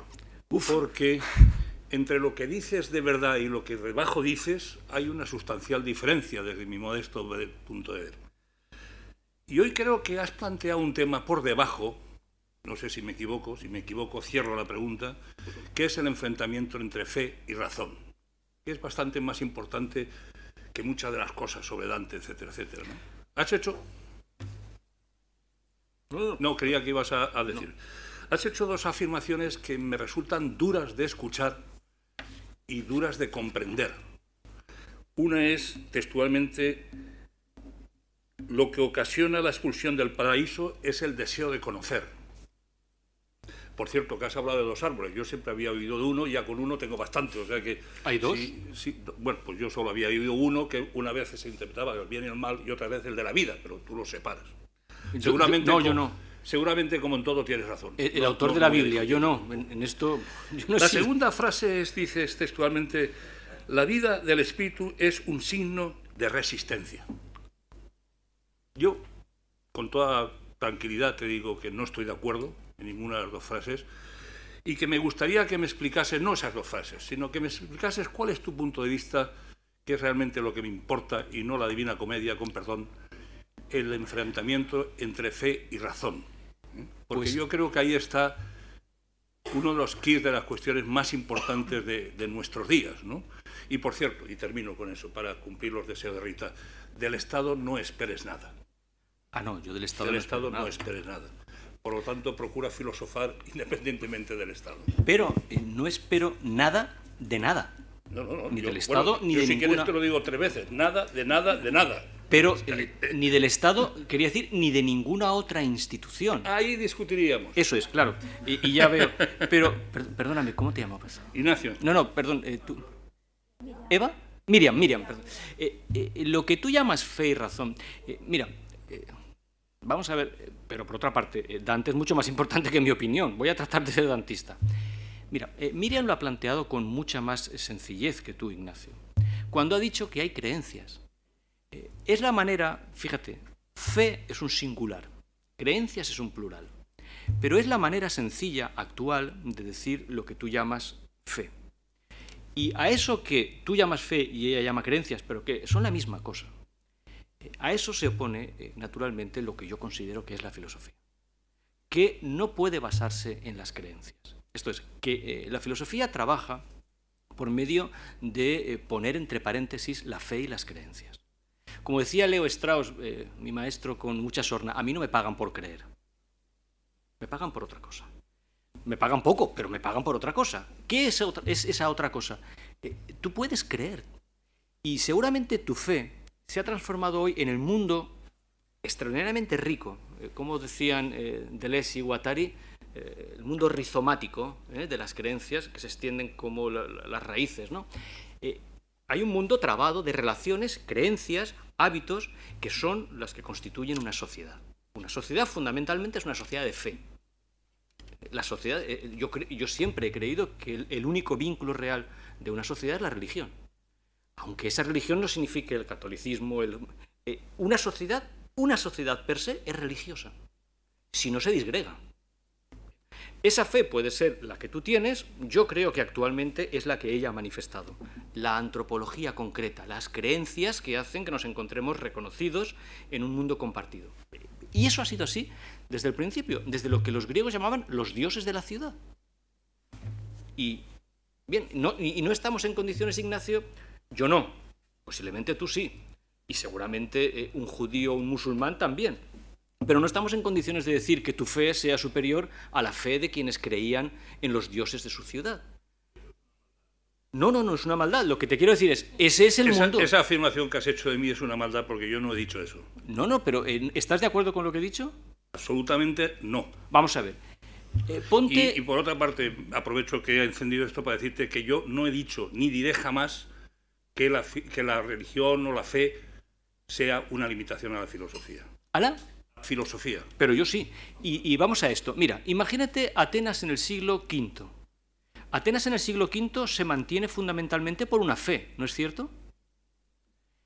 Esa fe se puede llamar de muchas maneras, pero ¿qué es lo que mantiene a Atenas como Atenas? Su ligazón fundamental con los dioses. A Esparta lo mismo. Roma lo mismo. Roma son los dioses de la ciudad. Son los dioses poliados. Hay un libro maravilloso de Fustel de Coulanges que lo explica muy bien. Cuando aparece el cristianismo, hay una extraña tesitura, y es, ¿el imperio debe ser cristiano? Eso tarda 300 años, como sabes, en dilucidarse, pero finalmente el imperio se hace cristiano. ¿Eso qué quiere decir? Que a partir de ese momento la fe de la ciudad es la fe cristiana. En el mundo judío sigue siendo una fe de un grupo religioso. Pero ante eso hay una actitud en la vida que no cuenta con eso, y eso es la filosofía, que no es atea, pero que pone todo eso entre paréntesis. Hasta que haya llegado, por el propio trabajo del espíritu humano, todo hombre desea por naturaleza saber, hasta las últimas consecuencias de aquello que realmente puedo saber, sin auxilio de una revelación divina. Para nosotros es muy importante darnos cuenta de la diferencia que hay entre un pueblo como el griego que no tiene libros sagrados y por tanto la diferencia, por eso empezamos con la Ilíada y la Biblia, a la que tendremos que dedicarle sesiones. Pero no podríamos hablar en serio de la Biblia si no considerásemos que la Biblia se entiende a sí misma, no como la entendamos nosotros, sino la Biblia se entiende a sí misma como un libro revelado. Todo esto es muy importante, pero la filosofía trabaja poniendo permanentemente entre paréntesis todas esas cosas. Y la única preocupación, fíjate a los que menciona Dante en ese canto, son todos aquellos que han procurado por todos los medios una separación entre las distintas esferas espirituales. Boecio, los cuatro, Pedro Damián, los juristas que menciona, fundamentalmente Siger de Brabante, pero también el propio Tomás. Recuerda cómo empieza realmente la Suma de Tomás. ¿Es necesaria otra ciencia, además de la filosofía?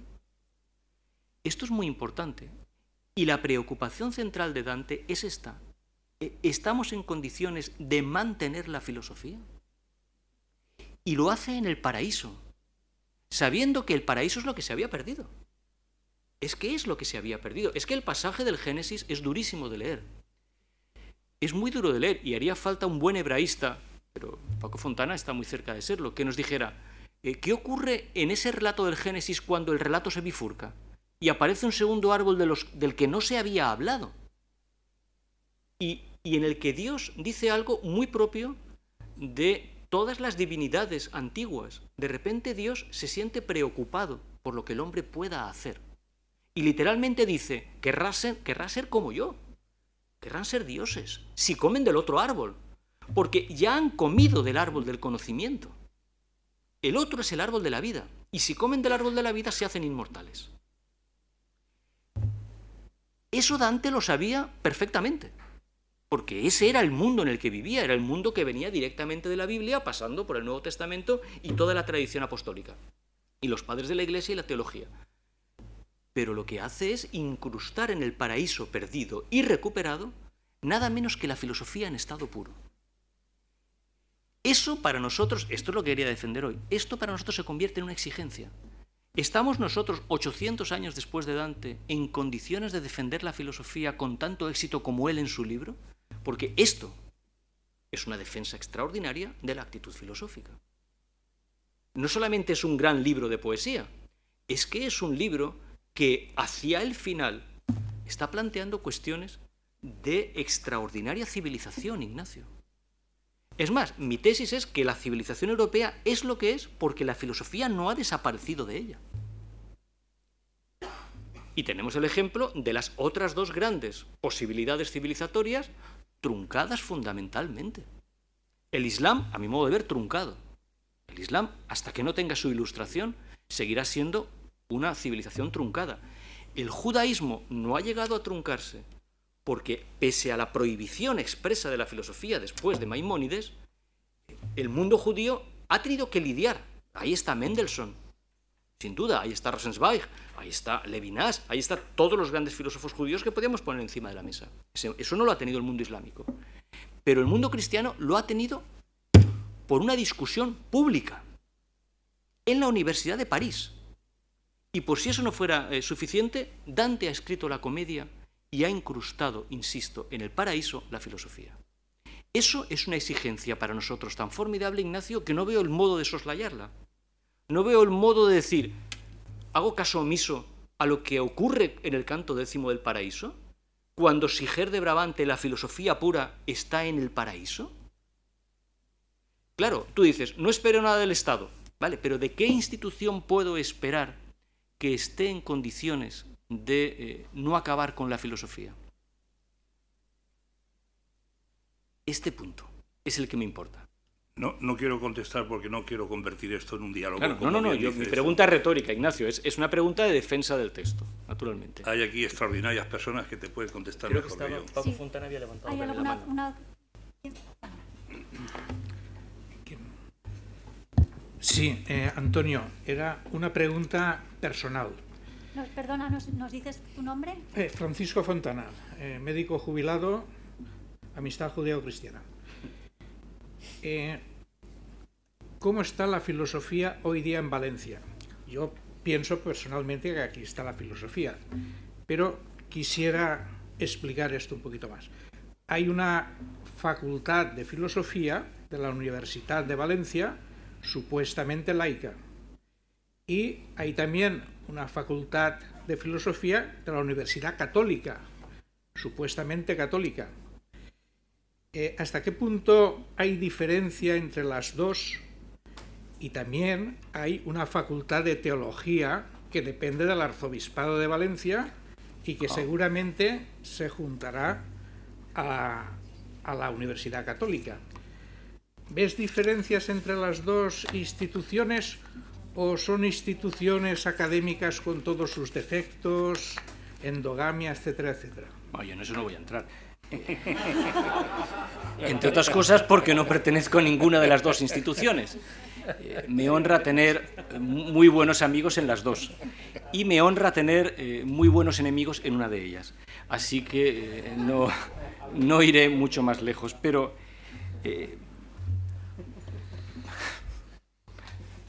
era una respuesta propia de Dante.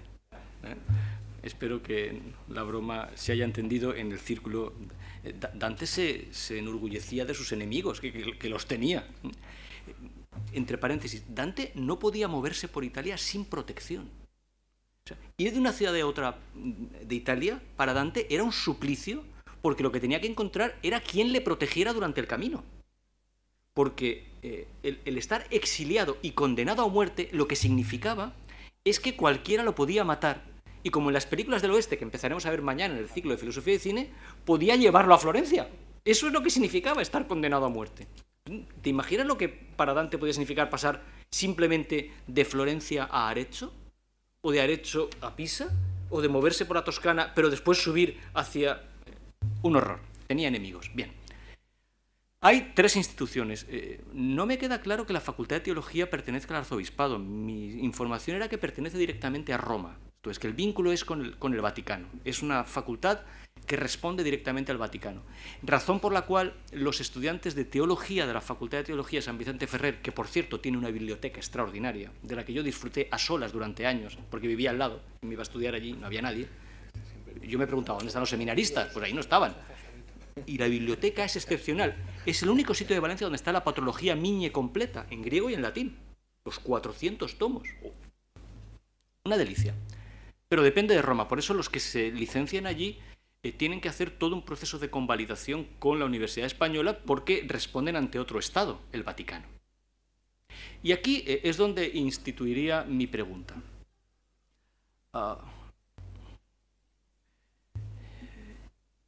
¿La Iglesia Católica es un Estado? ¿Qué tipo de institución es la Iglesia Católica? Porque yo esperaba que Ignacio me contestara, la Iglesia Católica, precisamente acabas de decir, Antonio, que permitió la supervivencia de la filosofía en Occidente. Podría haber contestado esto.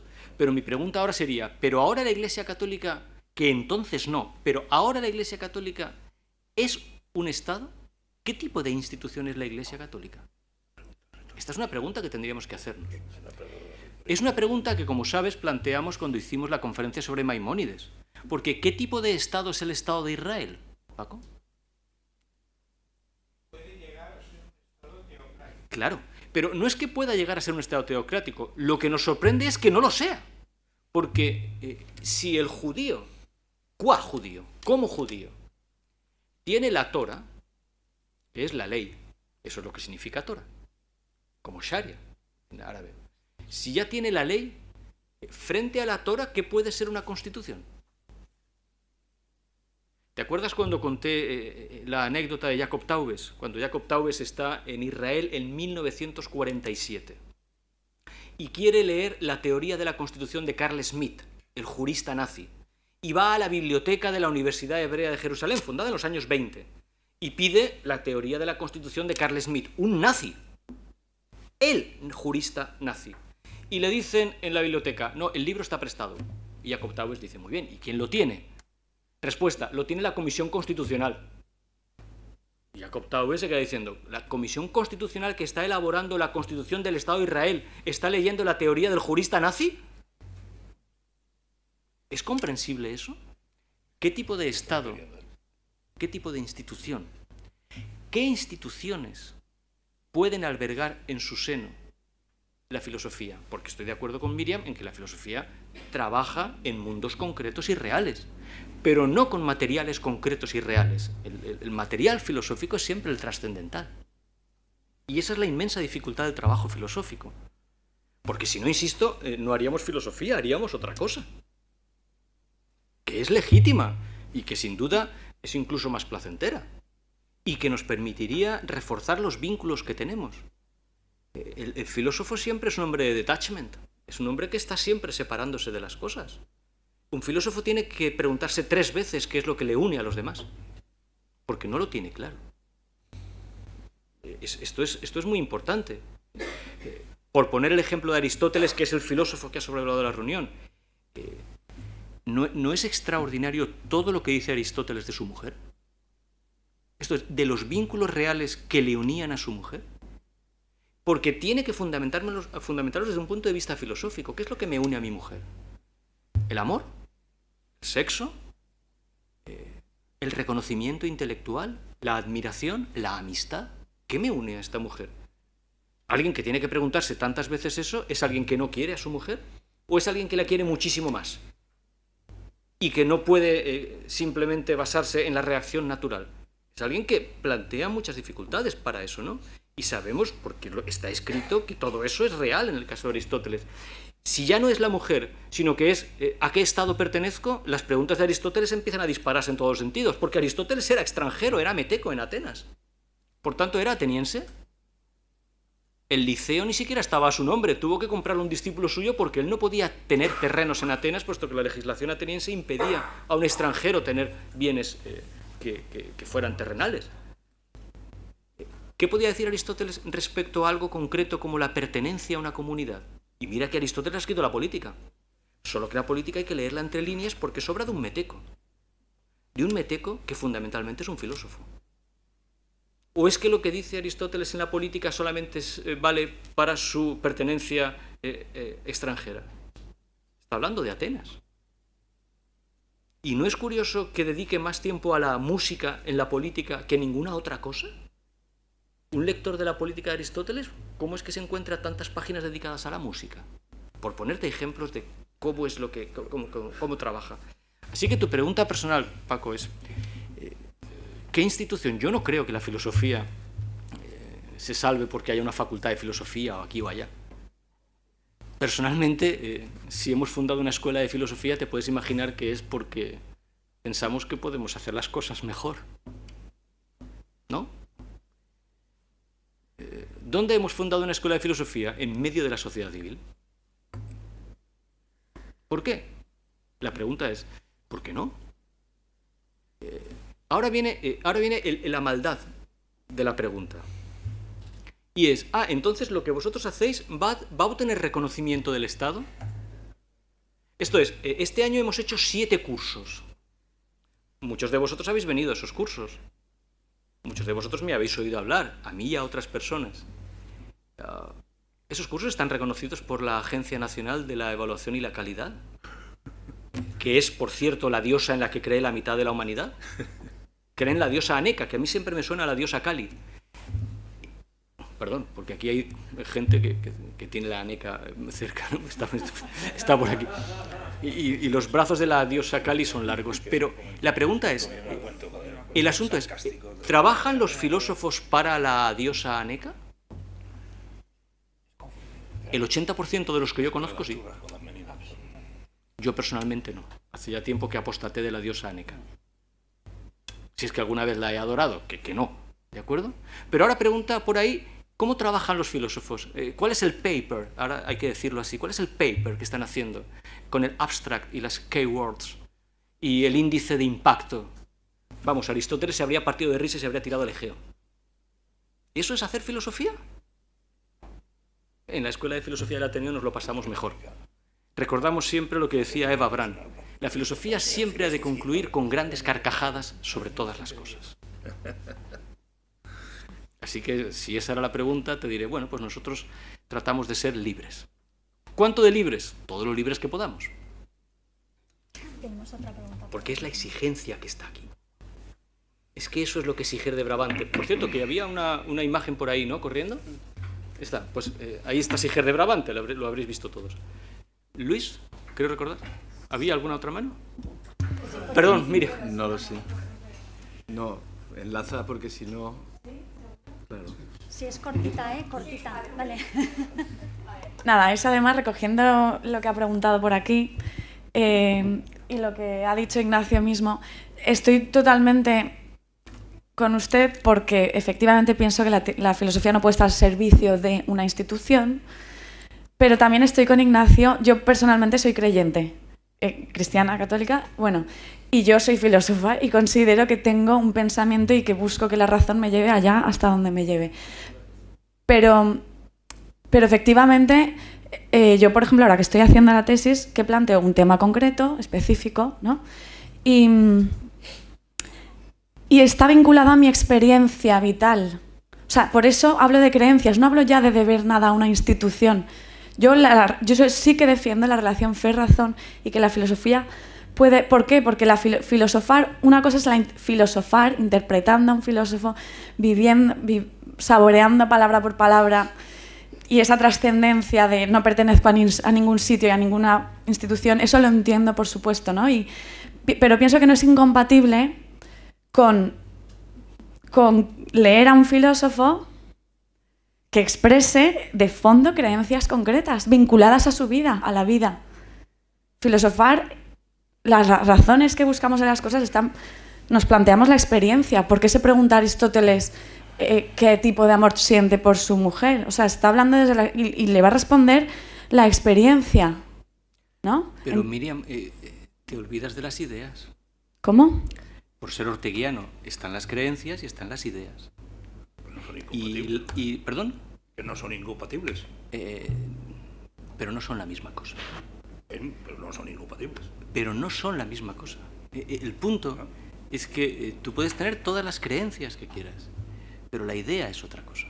Es más, fíjate que de acuerdo con la tradición real de la filosofía, las ideas no son vivencias. Quiero decir, las ideas no están en nosotros, están fuera de nosotros. Por tanto, esas ideas no dependen de las creencias que tú hayas tenido, sino de una aspiración hacia un mundo que no forma parte de tu mundo. Es que entender el platonismo no es nada fácil. Yo entiendo lo de tus creencias y lo celebro. Fíjate que yo soy mucho más modesto que tú. Yo no digo que soy filósofo, yo solamente digo que soy profesor de filosofía. Vale. Pero tú eres filósofa y lo celebro. Pero, ¿y las ideas, Miriam? No son creencias. No son incompatibles con las creencias, pero es que no son creencias. Es que son otra cosa. Es más, no son incompatibles con las creencias, pero casi podríamos decir que son lo otro de las creencias.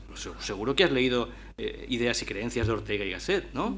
Y te habrás dado cuenta como Ortega, con mucha finura, lo que está diciendo es, sí, ¿no? Si estamos en las creencias, pero ¿y las ideas? ¿Y las ideas? Esas ideas no dependen de tu experiencia ni de tu vivencia. Este es el punto. Eso es lo que hace que la filosofía no pueda reconocerse en ningún marco concreto.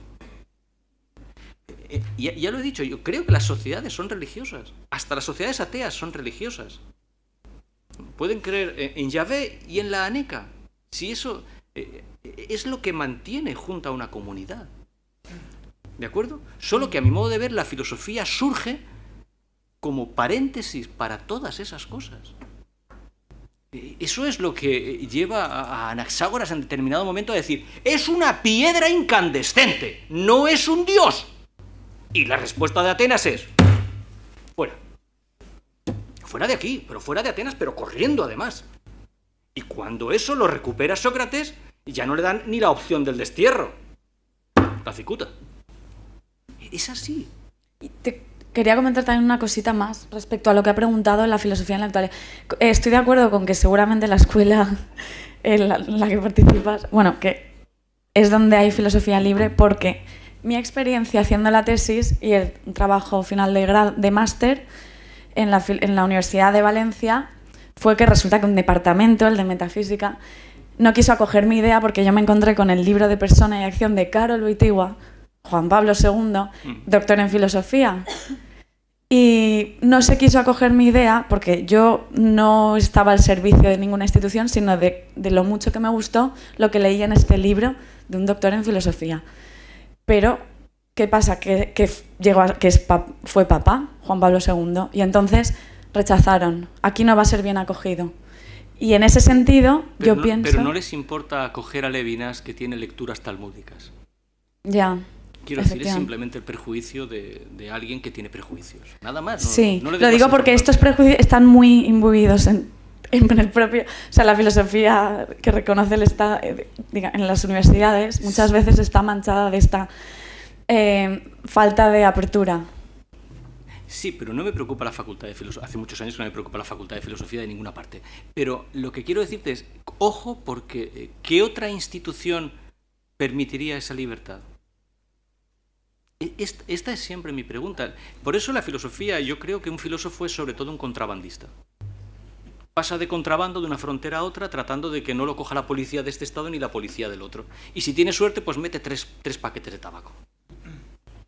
Una metafísica, una ética, una poética, ¿no? Pero de contrabando siempre. O sea, no podemos aspirar a tener una tienda de filosofía porque nos la cerrarán unos o nos la cerrarán otros. Nuestro trabajo como filósofos es el contrabando. Salvo que tengamos la capacidad extraordinaria de esto. Pero es que Dante era un contrabandista. Así tuvo que vivir. De otra manera, Dante habría sido síndico mayor de Florencia. ¿Por qué no fue síndico mayor de Florencia? Porque en última instancia no podía serlo. Es que este es el punto muy importante que no podemos olvidar. ¿Cómo muere Boecio? Citado junto a Siger de Brabante. Boecio era el primer ministro de Teodorico. ¿Cómo muere? Cuando las sospechas de Teodorico es que Boecio está tratando de colaborar con el Imperio Bizantino. ¿Era verdad? ¿Quién sabe si era verdad? A Boecio lo único que le interesaba era traducir a Aristóteles y a Platón al latín. Esa era la única gran preocupación, además de dirigir el Estado. Pero esa era la gran preocupación, decir en latín lo que estaba en griego. Es asesinado por los sicarios de Teodorico. Por citar a los que están ahí, ¿no? Es algo tan sencillo como esto. La mención a los dos derechos que hay en ese mismo canto. La idea de que deben prevalecer, pero la filosofía trabaja siempre por en medio, en virtud de su gran tarea trascendental. Por eso las ideas no son las creencias, miren. Es importante esto. Luis, perdón. Una pregunta por ahí. Muchas gracias. Como ya es tarde, pues así me obligo a ser más rápido. Tenía un orden distinto, pero voy a empezar por el final de lo que era mi orden. Yo nunca he visto... Bueno, me llamo Luis Balairón, soy físico, me he dedicado a la física del cosmos y en particular al cambio climático, y estoy haciendo un doctorado, estoy finalizando un doctorado sobre ética del cambio climático, que es una ética aplicada, Antonio, tú lo sabes. Yo no he visto nunca la razón y la fe como dos contrapuestos. Lo contrario, la razón es la sinrazón, en todas sus formas. La fe es otra cosa, una otra cosa. Por supuesto que ha habido veces que se han enfrentado, pero en sí mismas no se enfrentan.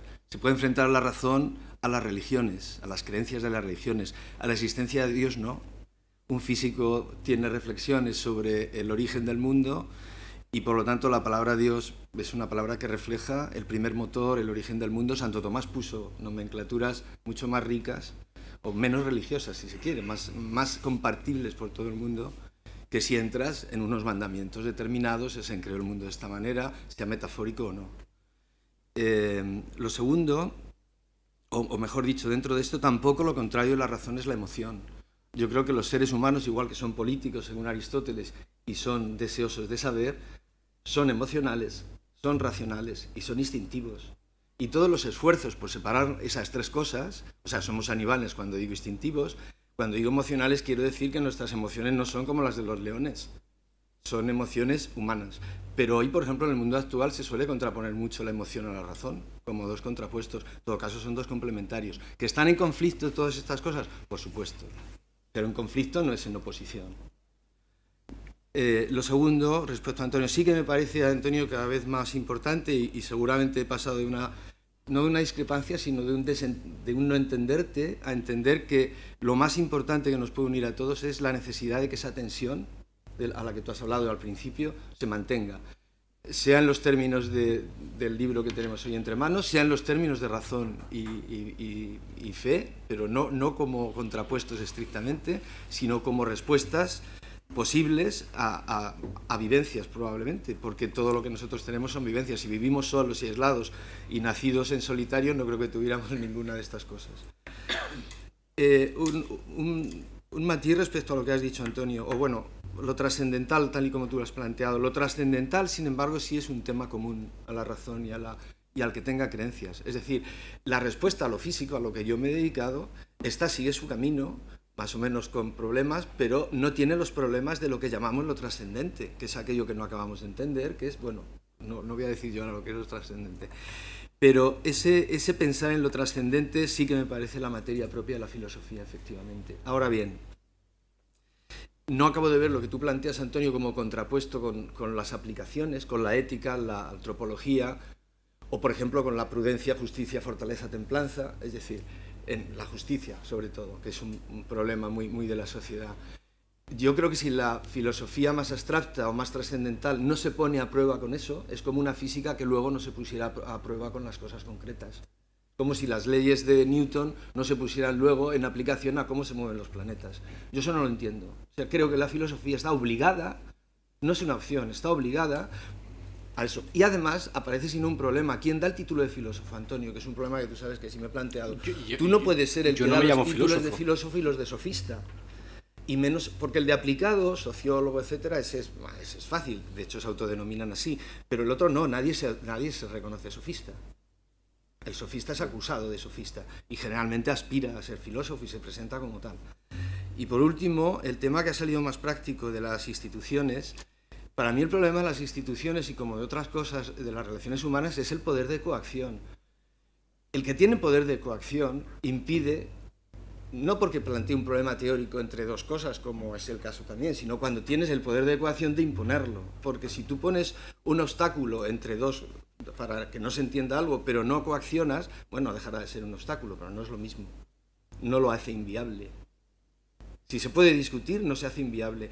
Y los problemas en una institución que vienen de arriba, el Estado, los grandes poderes, son porque son poderes de coacción. El que viene de abajo, como la endogamia, las malas prácticas, el querer obtener títulos por acumulación de méritos, eso es un aspecto humano que no se puede evitar en ningún tipo de sociedad que sea un grupo. Quizá en las de rizomáticas, como has dicho tú, que no son jerárquicas, que no son verticales, bueno, ahí se atenúa, está visto que se atenúan esas malas artes.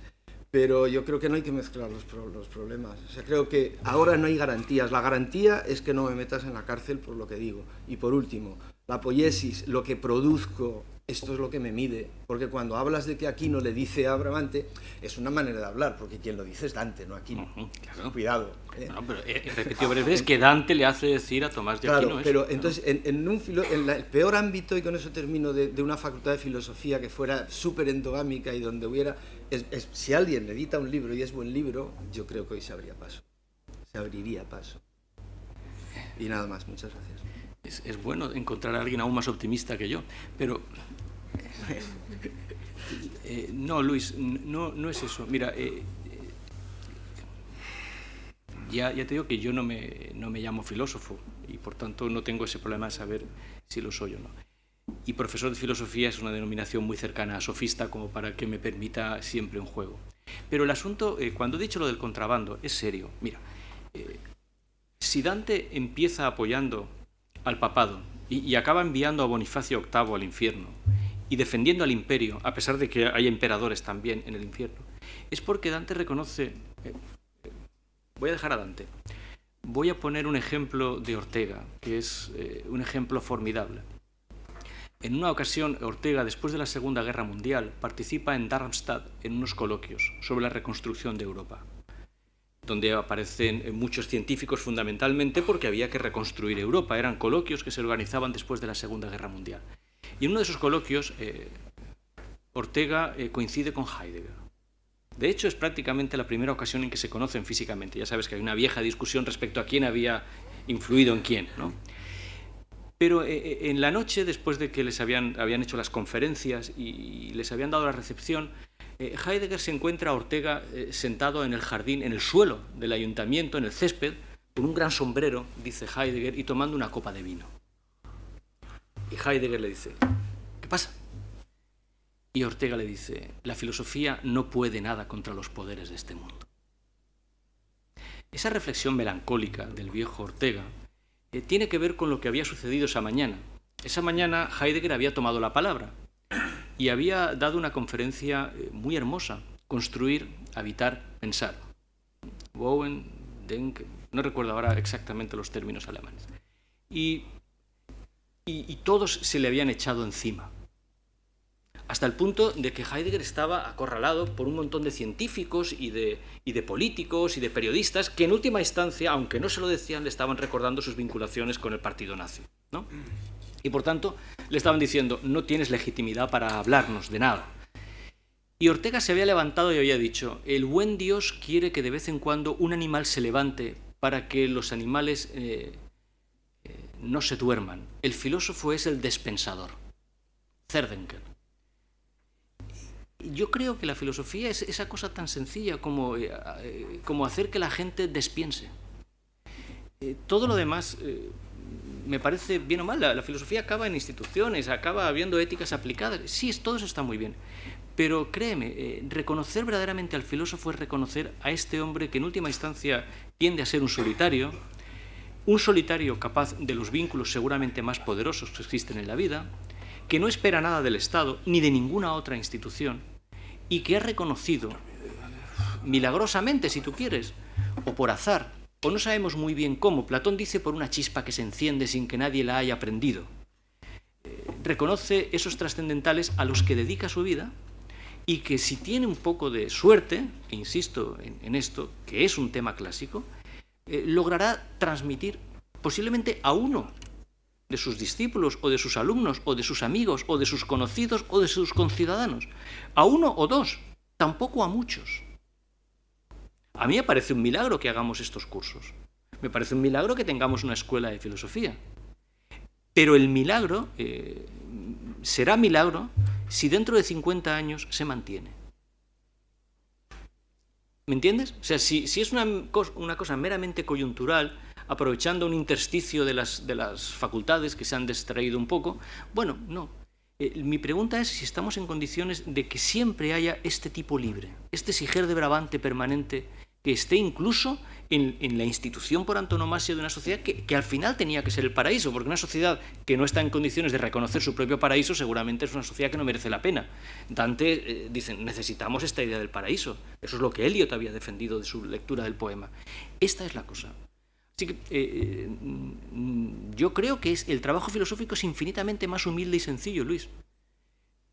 Y es admirable que haya instancias tan extraordinarias como las éticas aplicadas y todas estas cosas, que yo siempre creo que están demasiado ligadas a instituciones como para que los avances que consigan sean realmente avances si en último término, como motor último, no han tenido una pequeña idea. Entiendo la ética aplicada, pero lo que me gusta es la ética. Podemos disentir de que el departamento de metafísica se haya vuelto miope, pero es bueno que haya metafísica. Pero es que es aplicada porque surge un problema al que tienes que responder. Es una ética como el cambio climático, que a mí siempre preguntan, pero Luis, ¿qué tiene que ver eso? Plantea dos problemas. Uno, de justicia mundial. Dos, de problema intergeneracional. ¿Qué hago yo haciendo un mal a alguien que aún no ha nacido? Pero plantea problemas filosóficos. Primero, ¿quién soy yo para representar a las generaciones venideras, para decir lo que son sus intereses? O sea, no plantea problemas triviales. Pues claro que se necesita una reflexión teórica alta. Lo que no podemos confundir es que la filosofía a veces fracasa no tanto por el pesimismo que tú planteas, sino por el de toda teoría cuando intenta aplicarse a la práctica. Que no me caracterizo por ser pesimista. No es decir, aunque no sean filosóficas, toda construcción teórica cuando pasa a la práctica suele fracasar, pero yo creo que lo entendemos, fracasa por...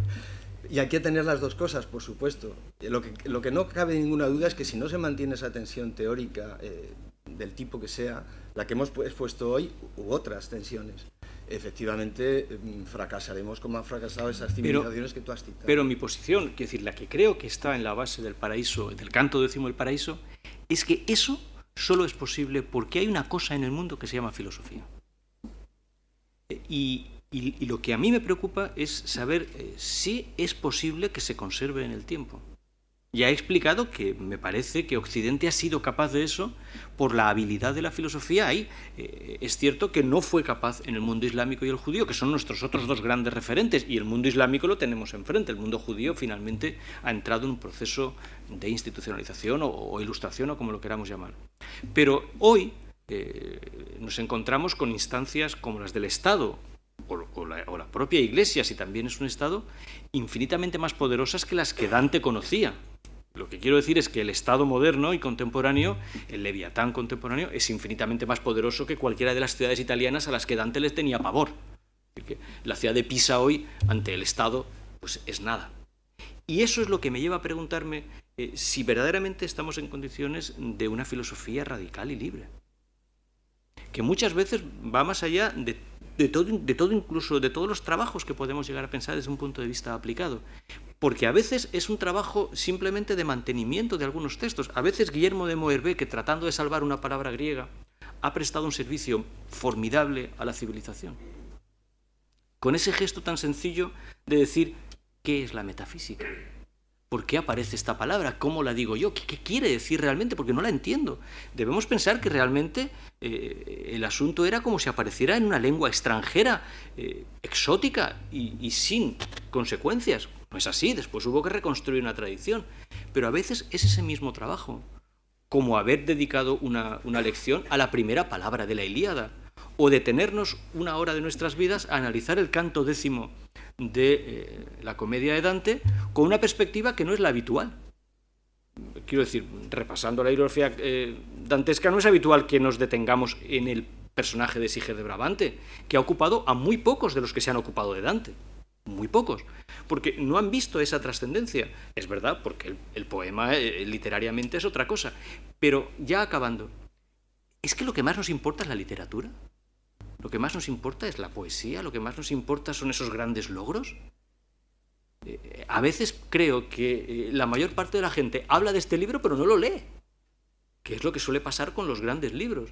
O no se detiene en estas pequeñas cosas, en lo que dice ahí, en ese canto. Y podríamos reconstruir la comedia deteniéndonos en muchísimos lugares. ¿Cómo fue capaz Dante de escribir lo que escribe de Ulises? ¿Qué material estuvo a su disposición? ¿Había podido leer la Odisea? ¿Cómo logra eso? ¿Cómo logra eso? Teniendo de guía a Virgilio, que en la Eneida había defenestrado a Ulises hasta las últimas consecuencias. Quiero decir, es de una riqueza de interpretación cultural tan extraordinaria que no hay lugar para preguntarse cuáles son las creencias de Dante. Después de leerme todo esto, sé menos de Dante de lo que sabía antes de leerme todo. Esto es, este tipo de cosas que tenemos que saber porque hay que estar informados. ¿Qué te dicen de Dante? Nada. Dante está aquí. Aquí no. Pero esto es lo que tú has llamado creencias. El mundo concreto de Dante era este. Y después de leerme estas 400 y pico páginas que he sacado, nada. Créeme, nada. Me moriré y si recuerdo algo de Dante será Siger de Brabante en el paraíso. Esta es no las batallas de Pavía, por cierto, ni la derrota del Astra. Hay una derrota del Astra, que era un pequeño burgo cerca de Florencia, que a Dante le sentó muy mal. Nos quedan 3 minutos y yo creo que ahí cabía para una última pregunta breve. Sí. Bueno, José Luis. Levanto los dos, pero... Ah, perdón, es verdad. Sí. Por favor.